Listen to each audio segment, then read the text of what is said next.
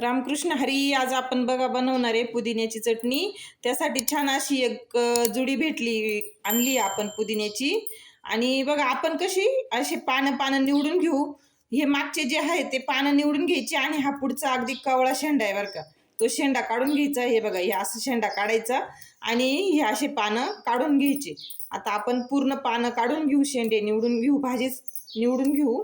पण पुदिन्याची जुडी जी होती ती निवडून आणि स्वच्छ धुवून सुकायला ठेवली होती. त्यात अगदी थोडं सुद्धा पाणी नाही राहिलं बरं का आता.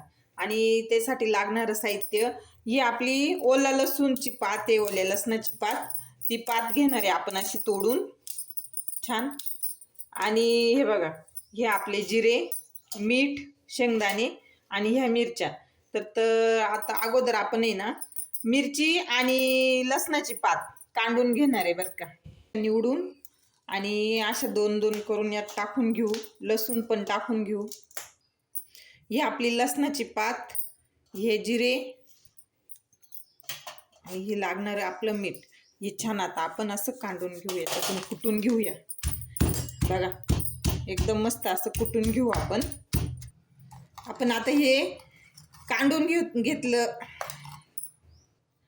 आपण आता हे कुटून झाल्यावर काढलं आहे हे लसूण मिरची.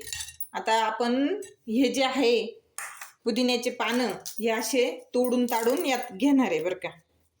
पुदिना म्हटलं ना तर खूप म्हणजे शरीरासाठी काही अगदी वेगळंच औषध आहे बरं का. ह्याची चटणी खाणं, उष्णता खूप कमी होते ह्या पुदिन्याने.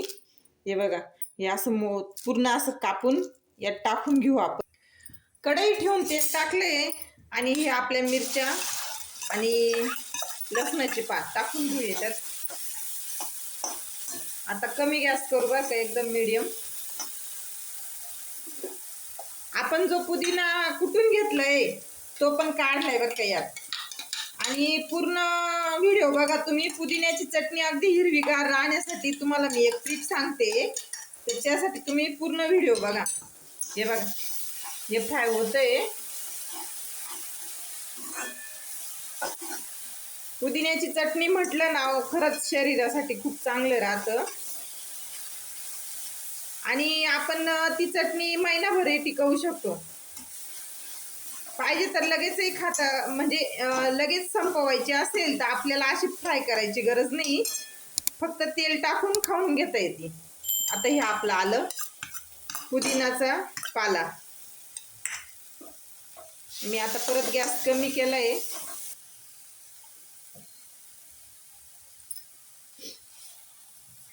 आपण मीडियम गॅस करून परत एकदा हे असं छान फ्राय करून घेऊ. आणि आम्ही बोलली होती तुम्हाला की आपण हा पूर्ण व्हिडिओ बघा. हिरवी चटणी राहण्यासाठी तुम्हाला ट्रिक सांगते.